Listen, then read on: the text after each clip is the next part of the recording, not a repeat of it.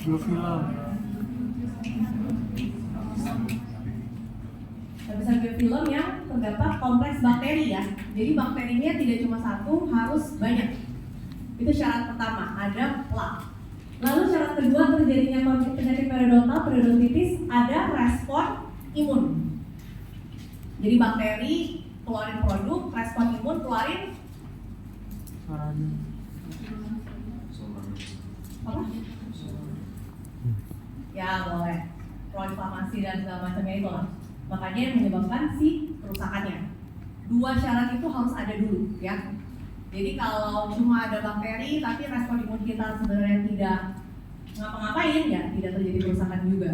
Nah, penyakit sistemik yang mau kita bahas posisinya ada di mana?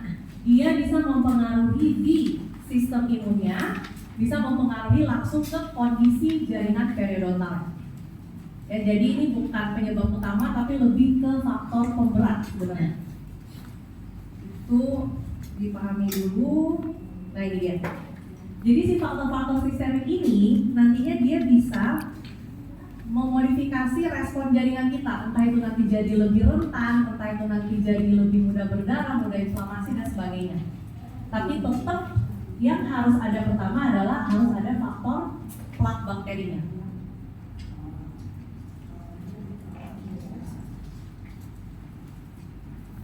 Ini ya, jadi faktor sistemik hanya sekedar faktor predisposisi, penyebab utama tetap harus plaque. Yang mau kita bahas yang pertama ini ada sindrom metabolik, hormon pada wanita dan hiperparatiroid. Kita masuk ke yang pertama, sindrom metabolik ya. Oke.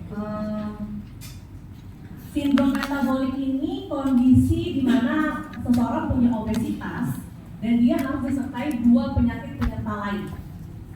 Ada hipertensi, dislipidemia atau hiperglikemi. Di antara tiga ini harus ketambahan dua lagi. Itu baru jadi namanya sindrom metabolik. Nah, sindrom metabolik ini biasanya kalau sudah terkena, orang-orang itu jadi rentan terkena diabetes mellitus dan penyakit kardiovaskular karena berkaitan kembali lagi dengan kondisi obesitas itu tadi.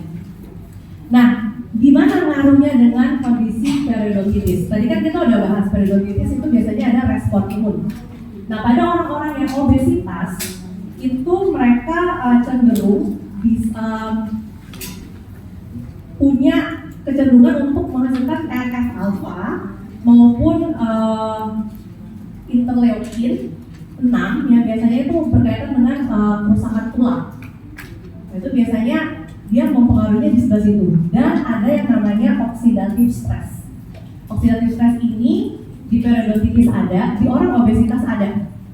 Makanya koneksinya di situ, lebih ke situ koneksinya. Kenapa sampai ada pengaruh? Nah, lalu pada kondisi dislipidemia juga biasanya LDL-nya tinggi, HDL-nya rendah, trigliseridnya tinggi.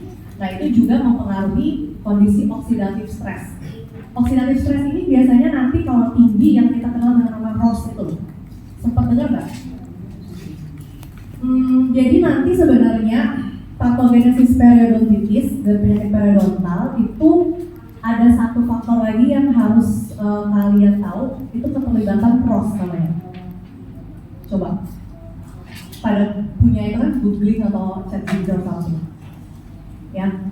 Nah, keterlibatan si ROS ini itu ternyata juga punya peran besar yang menyebabkan jadinya kerusakan jaringan periodontal.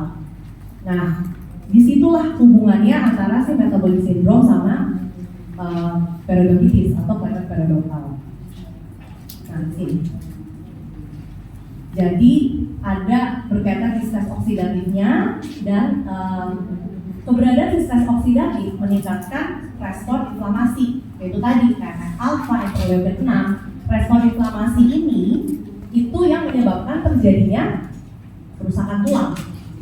Ya, jadi kaitannya di situ. Nanti muter-muternya di situ aja tuh untuk sistemik yang saya bahas hari ini. Nah, obesitas dan periodontitis nanti berkaitannya dengan produksi sitokin, terus disfungsi sel T, monosigma perfak, sehingga dia akan berkontribusi terhadap periodontitis. Lalu juga keberadaan sitokin proinflamasi, yaitu tadi interleukin 6, TNF alpha, di mana biasanya kalau orang yang obesitas keberadaan TNF alpha dan interleukin 6 ini meningkat. Nah, karena dia meningkat, itu maka kecenderungan untuk terjadi kerusakan jaringan periodontal lebih mudah, lebih rentan. Karena si sitokin proinflamasi ini sudah tinggi. Ya, kebayang nggak? Masih ngawang-ngawang ya? Ada yang bingung? Jadi rujukan kita hari ini tuh selalu balik lagi ke sini. Nih, bahwa ada bakteri plak dan ada respon imun. Respon imun mengeluarkan sitokin pro-inflamasi. Itu yang menyebabkan kerusakan. Ya, sitokin pro-inflamasi ada apanya? Ada banyak, tapi biasanya yang hari ini akan keluar ya interleukin 6, TNF alpha, MMP, gitu ya. Kita berputar-putar di situ. Ya, jadi jangan terlalu bingung. Selalu balik lagi ke bagan ini. Karena si sistemik akan mempengaruhi respon imun. Kalau plak ya memang harus dari luar kan, karena kebiasaan, karena dia nggak jaga OH, terbentuklah si plak yang ada kompleks bakterinya itu, ya.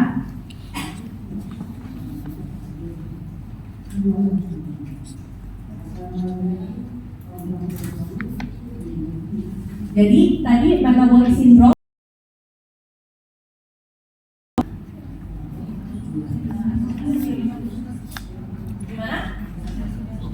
adanya oxidative stress dan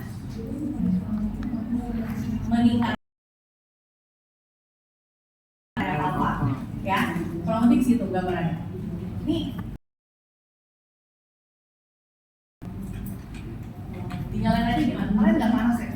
Panas. Dinyalain aja kali ya? Nah, itu tadi metabolic syndrome. Oh ya, dia lupa metabolic syndrome tadi ada obesitas ditambah 2 lagi ya, antara dyslipidemia, atau hipertensi ya. Oh ya, saya kelupaan. Kalau hipertensi sendiri itu kan menyebabkan aterosklerosis ya. Ada apa berarti? Ada kayak plak ada dalam pembuluh darah. Nah, itu apa kaitannya dengan periodontitis?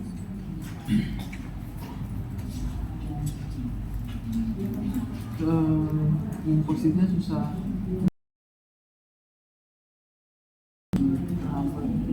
Menghambat laju limfosit boleh, dan juga jangan lupa kondisi periodontitis itu bisa memperparah si aterosklerosis itu.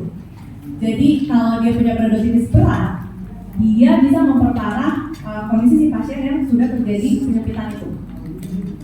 Ya, jadi mereka bolak-balik. Nah, kalau orang ada aterosklerosis, dia juga bisa makin memperparah kondisi periodontitis. Benar tadi kata temannya. Tapi secara lengkapnya ya nggak perlu terlalu itu lah. Karena akan ada banyak penyakit yang mau kita bahas hari ini. Jadi kurang lebih yang penting ngerti lah, oh ya sindrom metabolik yang seperti ini ngaruhnya ke periodontitis di mana, oke? Yang berikutnya ada hormon wanita.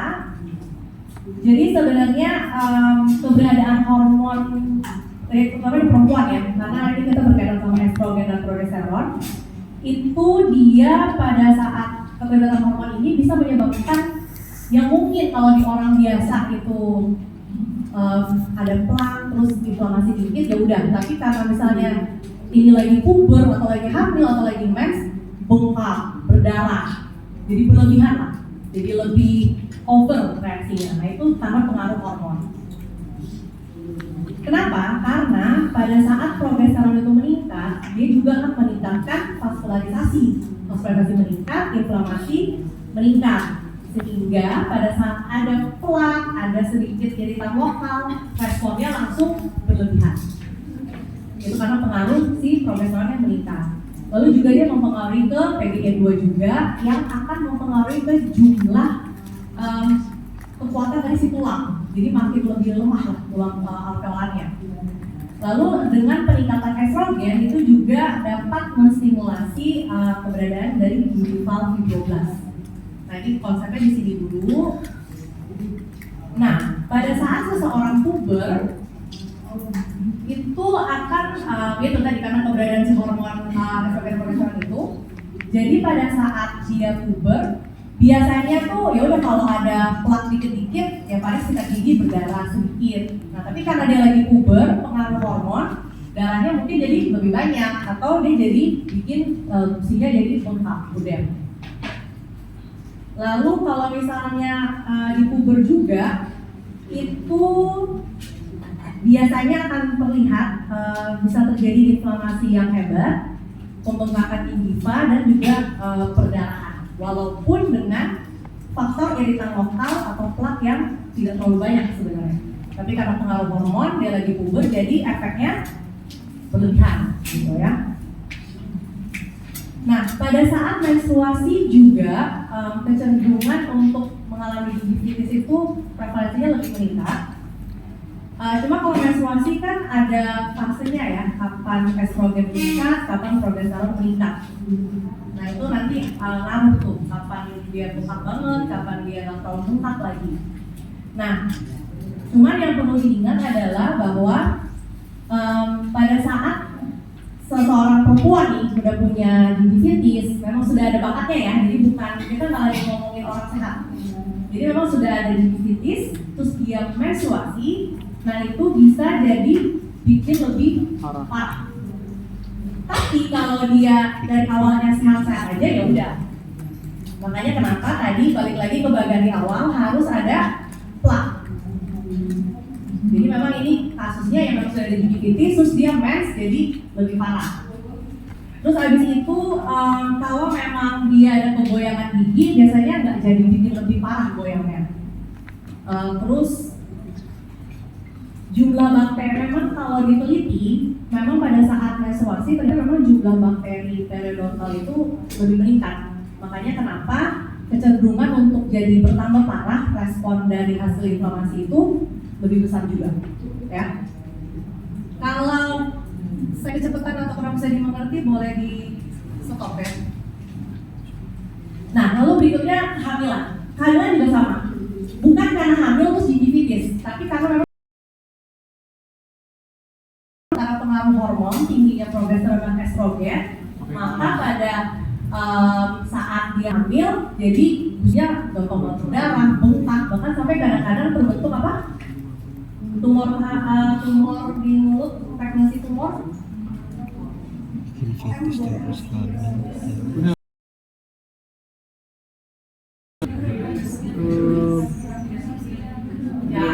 dari Ya, itu benar. Nah itu kenapa bisa terbentuk? Karena memang sudah ada plaknya. Lalu kondisi dia hamil, hormon estrogen meningkat, akhirnya terus dia tidak. Kadang-kadang kan orang kalau udah bengkak nggak berani dibersihin kan, atau udah berdarah nih. Habis itu dia nggak mau sikat lagi di situ, takutnya makin berdarah. Padahal salah. Kalau memang pas sikat gigi berdarah, ya disikat atau datang ke dokter gigi dibersihin. Jangan malah tidak disikat. Nah itu yang seringkali terjadi. Makanya kenapa dari bengkaknya kecil jadi bengkaknya makin besar, ya. Nah biasanya itu akan mulai terlihat gingivitisnya makin lebih parah. Startnya biasanya di bulan kedua dulu, bulan kedua, bulan ketiga, sampai peaknya paling parah itu dekat-dekat mau lahiran, bulan ke-8. Ya karena itu kan hormon lagi mau buncah-buncah banget untuk persiapan lahiran. Nanti setelah dia udah lahiran, biasanya tuh yang bengkak-bengkak selama hamil, udah lahiran nih, udah sebulan, 2 bulan setelah lahiran udah mulai reda, nanti kurang lebih sampai 1 tahunan lah, dia kondisinya udah bisa normal lagi. Jadi yang memang murni karena pengaruh hormon hamil, yang nanti setelah lahiran dia akan tetap membaik. Cuma ya memang jadi jangan sampai tidak dibersihkan, mentang-mentang nanti sembuh. Ya tetap harus dirawat. Jadi jangan sampai ditunda-tunda. Mungkin ya kalau ada yang di sini udah nikah mungkin terus hamil terus nanti gusinya kok kayak sikat gigi ya. Nah itu tuh yang nanti bikin makin bengkak-bengkak belut-belut sampai lama-lama bisa ada kulis atau segala macam ya. Nah dan memang selama kehamilan kalau ada gigi yang goyang, mungkin kegoyangannya akan jadi lebih parah. Beda sama kalau menstruasi kan tadi kegoyangan gigi tidak terlalu berdampak, tapi kalau hamil bisa jadi lebih parah. Terus kalau ada pocket itu lebih dalam. Kalau periodontitis pocketnya pocket apa ya? periodontal. Pocket periodontal ya. Berarti maksudnya apa tuh? Asli. Apa benar dalam Ya pendalamannya sampai di bawah. patologis ya, jadi dasar pocket lebih apikal dari CEJ. Ya. Tapi kalau di cuma gingivitis, False focus. berarti dasar pocketnya tetap di CEJ, tapi pembesarannya ke arah Marginal. normal. Jadi pocket 5 mili bisa nggak jadi pocket gingiva? Bisa dong, karena pembesarnya ke arah gigi, ke arah corona. Ya, kebayang ya. Jadi jangan pakai patokan berapa mili untuk tentuin ini pocket apa. Pakainya adalah dasar pocketnya di mana? Di CEJ, lebih apikal dari CEJ atau di CEJ. Itu dan itu patokannya di situ, ya. Nah, pada orang hamil, kedalaman pocket periodontalnya bisa bertambah. Terus juga cairan gingiva, partikular gingivanya juga meningkat. Biasanya kalau peningkatan cairan partikular gingiva ini juga tanda terjadinya apa? Ada apa di situ? Kalau cairan partikular gingivanya meningkat, inflamasi ya, itu salah satu tandanya juga.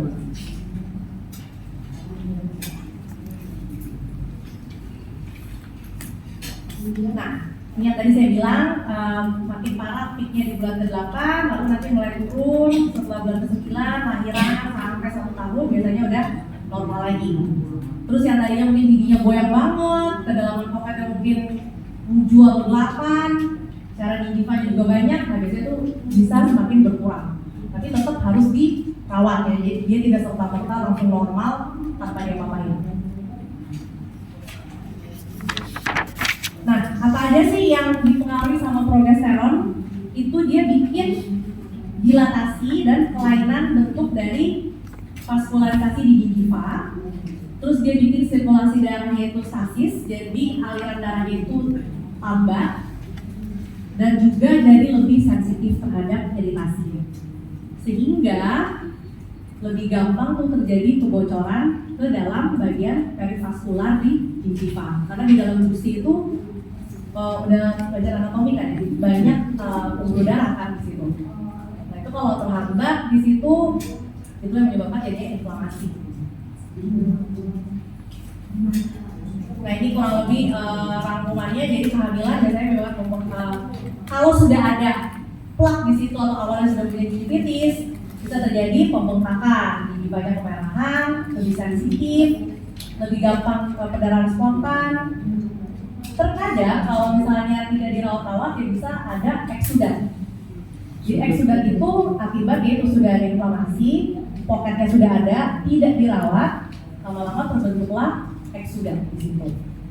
Ya. Lalu kalau nggak dirawat-rawat juga, giginya lama-lama goyang. Ya. Nah ini startnya dari bulan kedua, tadi peaknya di bulan berapa? 8, terus sama apa dia turun maksimal biasanya sampai berapa lama setelah kehamilan? Setelah hamil 1 tahunan ya. Dan tadi hormon apa jadinya yang mempengaruhi vaskularisasi di gingiva itu? Progesteron ya, progesteron yang meningkat ya. Nah kalau orang pakai kontrasepsi yang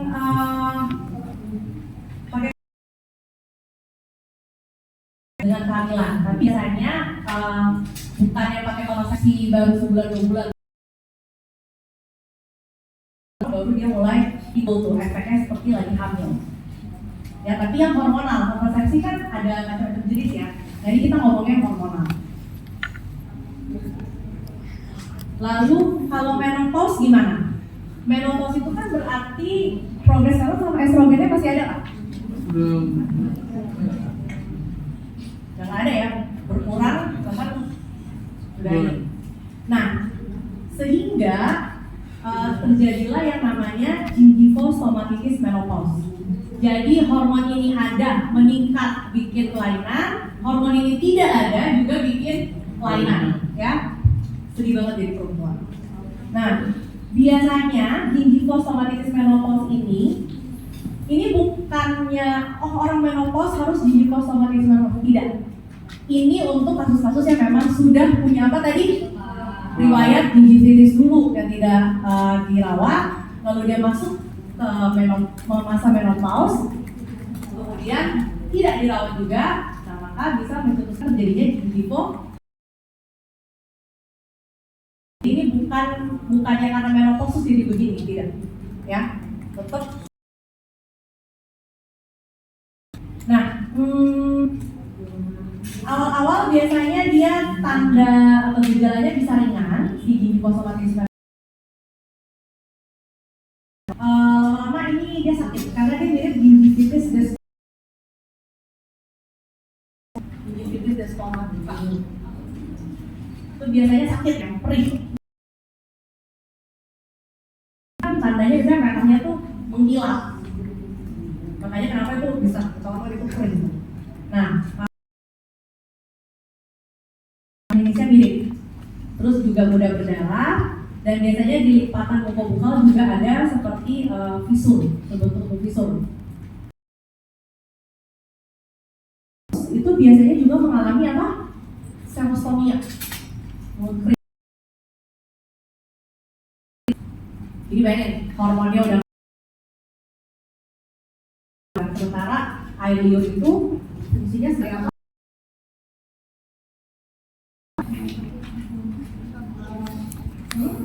Publikasi. Ini ada fungsi apa di dalamnya? Saya nggak sama. Apa? Gimana coba aja? Hah? Ya udah. Ini kenapa? Self cleaning. Saliva tuh ada GA itu kan ada kan. Nah, sarcosomia itu tentu drop kan. Nah, maka itu kenapa nanti kalau ada menopause juga akan ada keluhan biasanya mulutnya terasa kering, terbakar, terus juga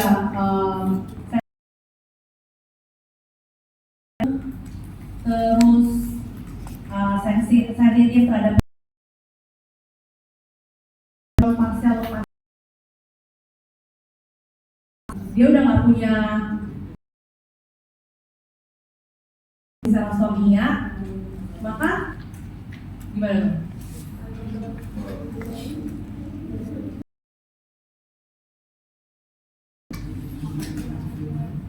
Palsu. Kenapa nih?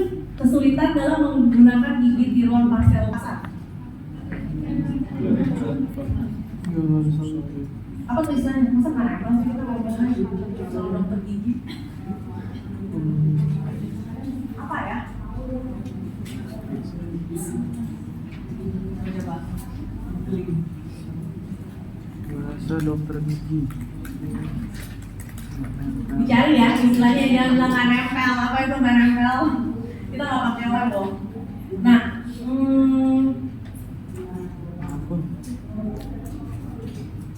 nah ini gambarannya kurang lebih bertasnya. Ini yang puber, kan tadi ada panas saya, puber. Terus yang sisi sebelahnya nih yang hamil.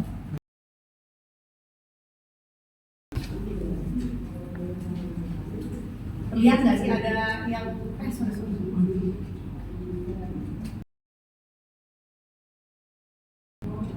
Ini kelihatan ya ada muka terlokalisir.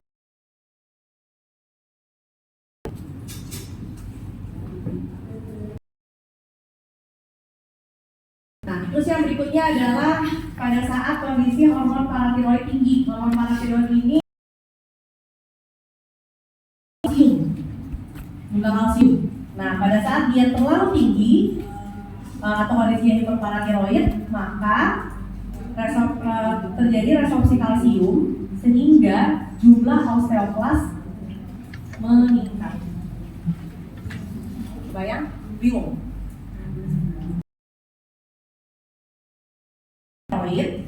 Fungsinya apa? Mengatur jumlah kalsium kan, berkaitan sama jumlah kalsium. Nah, pada saat dia terlalu tinggi, berarti jumlah kalsiumnya teresor tuh. Akhirnya efeknya apa? Si osteoklas jumlahnya banyak ya, karena signaling untuk osteoklas itu bekerja kan berjalan seperti biasa. Sementara dari segi kita kalsiumnya sudah makin banyak berkurang. Kebayang ya? Jadi jangan mikir oh kalsium ini pathway sama osteomas nggak ada, itu signaling pathway-nya beda. Ini kita lagi ngomong sementara kinerja badan untuk osteoklas ini signaling pathway-nya tetap jalan. Ambil dari tulang yang jumlah kalsiumnya udah turun kan, apa yang terjadi? Giginya goyang, lama-lama tanggal. Bikin maloklusi. Kenapa bisa bikin maloklusi? Karena pegangan di tulang alveolar kan udah melemah. Otomatis dengan kalian ngunyah, kalian ngomong, kalian pakai terus bergerak kan, makanya terjadi gampang terjadi perubahan posisi gigi. Lalu habis itu yaitu mobilitas, kegoyangan. Biasanya nanti kalau kita lihat di dalam periodontal ini udah dapet ya di radiologi ya, atau olive kan. Terus biasanya terbentuk gambaran radiografisnya. Batasan apa yang jelas? Radiolusen apa radiopaknya? Radiopaknya jelas ada radiolusen di dalam.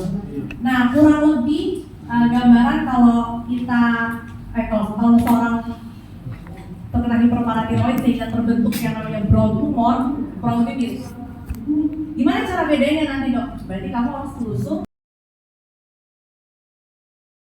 Kista pasti nggak giginya goyang? Nggak mesti kan? Ada riwayat kegoyangan gigi yang ekstensif nggak? Seluruh gigi nggak ada biasanya. Nah kalau udah kayak gitu berarti curiga ada tambahan kelainan sistemik kemungkinan dari hiperparatiroid ini. Ya. Nah berikutnya gangguan genetik ada 5 sindrom. Nih yang pertama ini dia biasanya mempengaruhi ke melanosit, trombosit, fagosit. Ini penyakit genetik yang diturunkan. Klinisnya biasanya ada albinisme parsial, jadi albino. Lalu resiko perdarahannya biasanya meningkat karena ada gangguan pembekuan darah. Terjadi infeksi untuk orang yang punya CHS ini. Nah, dia ini kan kelainannya di neutrofil. Neutrofilnya itu masih ada lisosomnya, masih bisa. Lisosomnya masih bisa, masih berfungsi dengan fagosom, tapi fagosomnya ini tidak berfungsi dengan benar. Jadi ngelisisin bakterinya masih bisa, tapi tidak bisa di fagositosis. Akhirnya respon imunnya tidak maksimal, jadi tidak bekerja respon imunnya, ya, sehingga mudah terjadi infeksi. Rata-rata yang sindrom yang kita bahas ini ada kelainan di neutrofilnya, ya. Nah, untuk pasien yang punya CHS biasanya mudah terkena yang namanya periodontitis agresif. Tadi udah belajar ya sama dokter Iki ya. Cuma sekarang kita kan tidak pakai periodontitis agresif lagi, pakainya staging dan grade. Nanti belajarnya besok ya. Nah, staging itu kan ada 1, 2, 3, 4. Grade-nya ada A, B, C.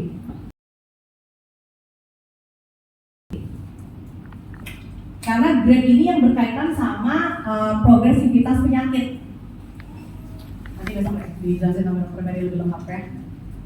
Nah, kalau orang dengan CHS, dia biasanya lebih rentan kenanya periodontitis agresif, atau kalau dibuat di yang baru, itu berarti kurang lebih stage-nya itu ada di 3 atau 4, grade-nya C. Ya. Agresif itu, ingat aja biasanya grade-nya C.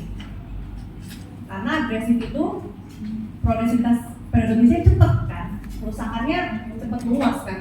Nah, grade-nya seperti itu. Sifat naturnya progresif. Lalu berikutnya ada yang namanya Lazy-Lewis syndrome. Ini sama kelainan sistem imun, ada neutropenia, jadi neutrofilnya rendah. Lalu respon kemotaksis neutrofilnya juga mengalami gangguan, sehingga mudah terjadi infeksi berulang. Lalu respon inflamasinya juga abnormal, jadi mirip-mirip ya sama CHS tadi.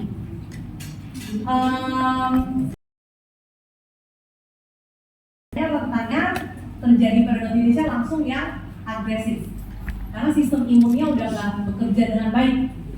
Tadi ya, yang slide pertama saya bahwa untuk periodontitis ada respon imun host. Nah, kalau respon imun host yang sudah tidak bekerja dengan baik, otomatis kerusakannya pasti lebih cepat meluas.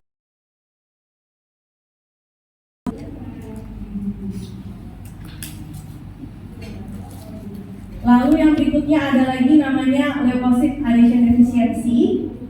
Ini kalau yang punya kemungkinan hidupnya biasanya ini karena tidak bisa mengekspresikan integrin CD18 karena ini dan si protein ini penting supaya si leukosit itu bisa nempel ke dinding pembuluh darah terus bisa pergi ke lokasi infeksi.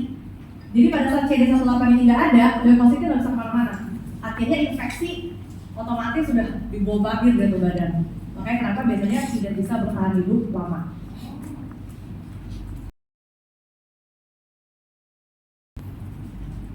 Nah, untuk LAD ini biasanya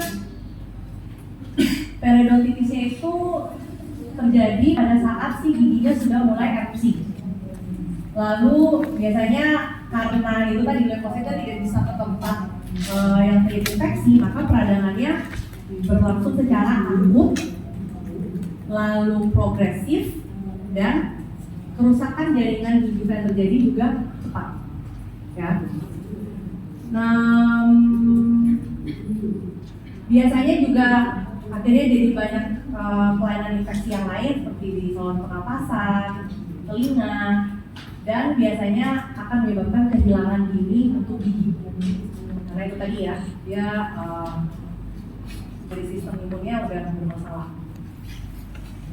Nah, yang berikutnya ada Papillon-Leber syndrome (PLS). Kalau ini tanda paling gampang adalah kehilangan gigi. Jadi waktu dia umur 5-6 tahun gigi susunya mulai tanggal. Terus nanti gigi tetapnya tumbuh beberapa tahun tanggal. Terus gigi molar 3-nya tumbuh tanggal. Jadi terlihat nanti usia awal baru 20 tahunan udah ompong semua. Nah itu karena sih karena dari si sindrom ini. Terus kalau di kulit biasanya gitu. Nah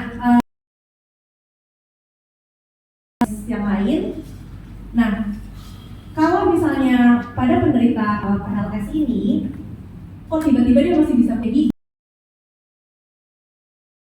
Awal sudah mulai pengobatan, jadi sudah masuk antibiotik segala macam, atau erupsi giginya agak pelan. Nah itu biasanya masih bisa tuh giginya bertahan.